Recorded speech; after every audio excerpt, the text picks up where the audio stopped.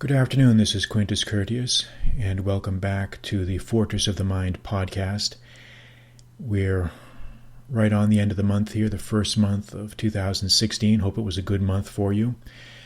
And this podcast is going to be about charity, how to show kindness through charity. And I did an article on this subject early yesterday, and I wanted to follow it up with a podcast on the same subject, just to have a chance to amplify and expand on some of the things that we brought up in that article.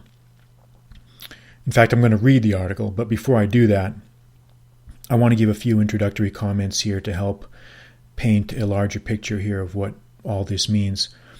You may think to yourself, hey, look, I've got all I can do to survive. I don't even want to think about charity. I could care less about helping somebody else. I could care less about volunteering or doing work for somebody or rendering services or contributing or whatever. And that's fine. I used to be the same way too, years ago. I used to be the same way because, we get caught up in our, projects and objectives in life. We get ensnared, I think, in many ways in a lot of the swirling eddies and flows of the current of life. And these things can drag us down, can drag us into deeper waters. And when that happens, I think we miss the bigger picture. And the bigger picture is this. There is a certain spiritual truth, and there's no other word for it, there's no other phrase for it, that tells us that when you give something out, you get more back. When you give out, you get more back. Now, it's hard to see that. It's hard to really appreciate the truth of that, but let me tell you, it is true. Now, I'm not advocating or saying that you should be frivolous with your money or your time. I'm not saying that you should render aid or services to people who are unworthy. In fact, just the opposite, and we'll talk about that later on in the podcast. But what I am saying is this: you need to keep this big picture in mind. If you've been made fortunate by circumstances in life, and chances are you are. If you have your health and if you have your working ability, you are fortunate, believe me, compared to most of the world.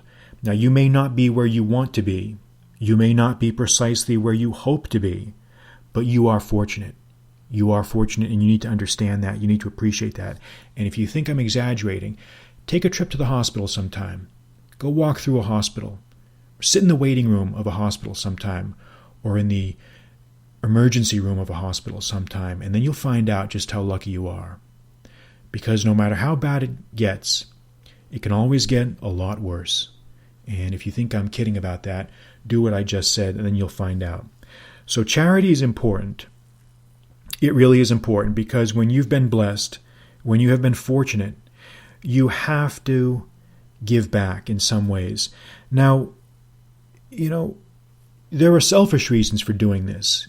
These concerns are not merely altruistic. Again, there is that spiritual truth that we talked about, which is that when you give out, you get back. And I'm not sure how it works. I don't know why it works. I don't know exactly the nature of that. But I do know that when you start to contribute your time and maybe even a little bit of money, good things start to happen to you. Things snowball and things gather momentum on their own. For every person you help, maybe they'll tell 5 other people, and it will operate as a net benefit to you. So spread the love around. Spread the love around. So what we'll do now is read the article, How to Show Kindness Through Charity, because I've been told that people like it when I read these articles, because they can put their headphones on, and if they're on the subway or if they're riding their bike or whatever, they can listen to me read the article and they can get the information in the way that they prefer it. So we will now read How to Show Kindness Through Charity, which appeared at qcurtius.com on January 30th of this year. And again,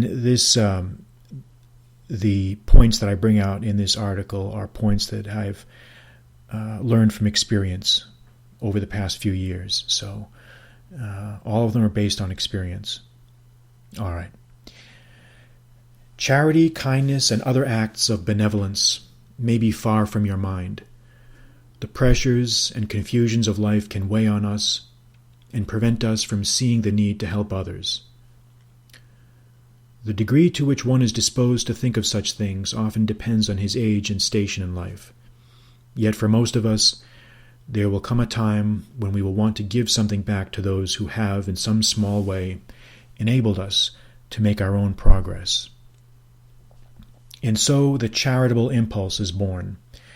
It comes from the best of motivations, which is the desire to extend kindness to one's fellows. But how to go about doing this? Are some ways better than others? We will spend some time here discussing these questions in a general way. There is no charity unless one is providing one of the following. 1. Gifts of money. 2. Expenditure of time. Or 3. Hospitality. So, time and money is the basis of all charitable giving. You can either give one or the other, or you can give both. It is easier for a wealthy man to give his money than his time, and for this reason we do not often see bank presidents working in soup kitchens, administering to the needy. But some problems can arise with gifts through money that we should be aware of. And the first problem is that a gift of money often has less resonance than the giving of one's time in a personal service. The giver writes the check and he is done. And once that money is used, it is often forgotten. The person getting it may remember it, or his family may remember it, but its benefits are not transmitted as broadly as those arising out of personal service rendered. But this should not be taken to discourage monetary gifts. In many situations, it is the most practical and most realistic option available. But the giving of money can lead to unpleasant consequences, and we should be aware of these. One of these consequences is corruption. He who receives the charity may become dependent on it, and those who witness the gift may become consumed by envy. The receiver begins to identify the giver only with money, and sees him as nothing but a checkbook. Not only this, but the giver of a monetary gift comes to believe that anything can be bought with the writing of a check. So the best advice for the benefactor is to give on occasion, but not too much. Lavish gift-giving is especially to be avoided. It corrupts the recipients, and it is not appreciated by them. For some reason, people see the expenditure of huge sums of money to many people as of less consequence and of less importance than relatively small sums given to individuals. We can say that gratitude needs a specific target. It will otherwise dissipate itself if the charity is spread around too broadly or to too many people. And this is why the best way for the extremely wealthy man to give money is to channel their largesse into a very specific location, such as a museum, a school, or a hospital. And in this way, there remains a visible monument to their beneficence. Now, the second type of charity is the spending of time, the donating of time. And this is probably the type of charity that the rest of us, the average person, is most familiar with. Most of us are not super wealthy. Most of us are just average. And the best example I can think of in this category is the performing of pro bono legal work or pro bono services of some other type. That is, the taking of a case without monetary reward from the person we are doing the service for. And the satisfaction that can be found in this sort of charity is very deep. Not only does the recipient generally appreciate it if he's a good person, but all of his friends and family will appreciate it as well. Now, I want to make the qualifier here that the person will appreciate it if they're a good person. So not everyone is a good person, and there are some people who won't appreciate it. And if that's the case, it doesn't matter. Imagine that you're not doing it for him. Imagine that you're doing it for yourself. You're doing it for your own benefit. You're doing it for your own edification. Whether someone appreciates it or not is irrelevant to the fact that you actually did do the service. You did make that effort. You did contribute. And that's what matters. Some people do not have the means to solve problems on their own, and we should be mindful of this. At the same time, we should not make the mistake of thinking that every poor person is a good one. There are just as many poor people of low character as there are rich people of low character. In my experience, there is little correlation between wealth and moral goodness. There is little correlation between wealth and moral rectitude. Some people who have money are good and some are not. The primary considerations in deciding who to help should be the nature and character of the person. Did they get themselves into this situation? And if so, are there any mitigating circumstances? And by mitigating, I mean, are there any good excuses or good reasons that would justify why they're in that situation? Are they the victims of some injustice? Have they made any effort to help themselves? The objections to performing personal services as charity are usually based on time and the lack of opportunity. I have no time, or I have no idea how to go about doing that, are frequent responses in this regard. And yet, when we think about such excuses, we will see them for what they are, which is just that, excuses. Doing some service for someone, if it is properly selected, is not a large imposition of time, and the rewards one gets from doing such a service are great. For a lawyer, for example, it is a great feeling to be able to protect someone who is suffering from some injustice or from some oppression. Now, the last type of charity is hospitality, and this is one that often goes overlooked. Not many people think about hospitality as charity, but it really is. It really is when you start to consider what it involves. This is the one that is most easily rendered. In many older, more traditional societies, hospitality was extremely important.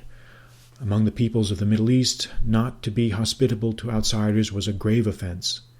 In those parts of the world, hospitality was literally a matter of life or death.